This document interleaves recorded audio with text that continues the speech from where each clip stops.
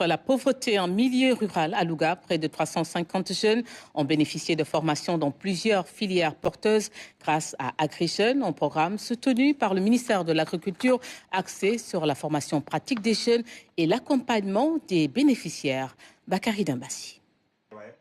Dans le cadre du partenariat entre le projet AgriJeunes et l'association Handicap Forme Éduc, près de 350 jeunes ont bénéficié de sessions de formation dans divers domaines. Cette initiative contribue à l'amélioration durable des conditions de vie des jeunes ruraux et la réduction de la pauvreté en milieu rural. Il s'agit de promouvoir l'inclusion socio-professionnelle des jeunes ruraux dans les exploitations familiales et les activités rentables, créatrices de revenus et d'emplois décents, et durable dans les chaînes de valeur agro-sylvo-pastorales et halieutiques. C'est plus de 100 jeunes qui ont bénéficié de ces formations qui comprennent 4 filières, à savoir l'embauche bovine. Il y en a également ceux qui évoluent dans l'élevage bovine, l'aviculture et celles qui s'activent dans la transformation des produits locaux. Et c'est extrêmement important. Ce projet exécuté sous la tutelle technique du ministère de l'Agriculture, de l'Équipement rural et de la Souveraineté alimentaire œuvre pour l'insertion socio-professionnelle des jeunes. Un plan de suivi et évaluation est mis en œuvre afin d'accompagner les bénéficiaires. Ceux qui ont bénéficié de ces financements doivent savoir qu'il y aura un plan de suivi, car c'est très important pour avoir les résultats escomptés. On travaille avec des partenaires et d'autres professionnels, en l'occurrence les services techniques, pour que le suivi se passe comme prévu. Tous les jeunes seront évalués, ceux dans toutes les filières choisies. Ces fils de Louga évoluant dans plusieurs filières saluent la qualité de la formation et encouragent leurs pairs à intégrer ce projet afin de participer pleinement au développement de leur terroir.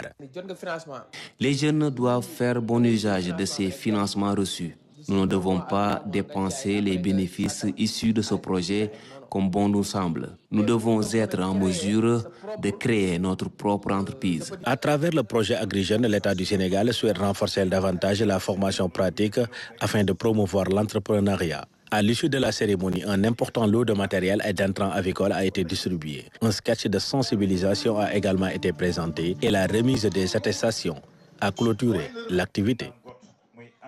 Dans la même dynamique, la délégation générale à l'entrepreneuriat rapide pour les femmes et les jeunes va participer pour la 5e fois à Viva Technologie Paris 2026, le plus grand rendez-vous européen de l'innovation et de la technologie.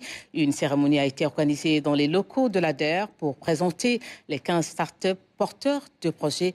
Les partenaires ont également pris part à ce lancement. Fatmata Savané. Accompagnée par la délégation générale à l'entrepreneuriat rapide pour les femmes et les jeunes, cette 5e participation du Sénégal au Salon international de la technologie est une opportunité. Très fier de pouvoir montrer une image du Sénégal, qui est l'image d'un Sénégal jeune, innovant, dynamique, et que l'on ne soit pas vu non seulement comme des porteurs de solutions intéressantes, mais vraiment comme des gens qui sont là pour transformer la manière dont les choses se passent et d'améliorer la vie des dizaines, des centaines, des millions de personnes auxquelles sont destinées nos différentes solutions. La DER-FJ est soutenue par des partenaires publics et privés qui comptent sur cette jeunesse engagée sur la voie de l'innovation et des startups pour apporter des solutions efficaces et efficientes.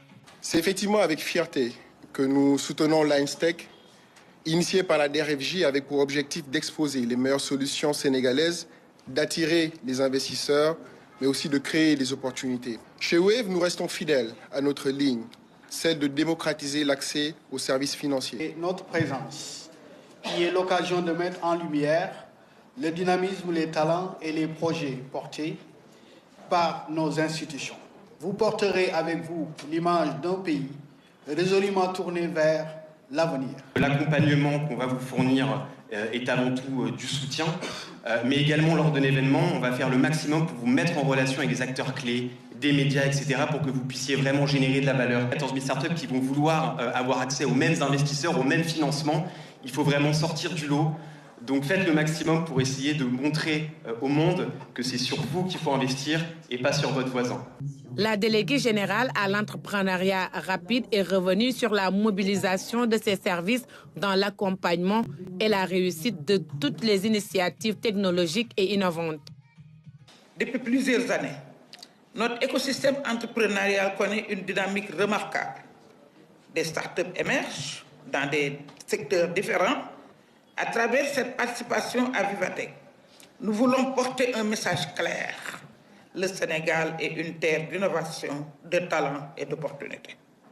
Notre présence à Paris s'inscrit pleinement dans les ambitions nationales de transformation économique. Elle traduit notre conviction que l'innovation et l'entrepreneuriat constituent des leviers majeurs de création de richesses, d'emplois et de compétitivité pour notre pays.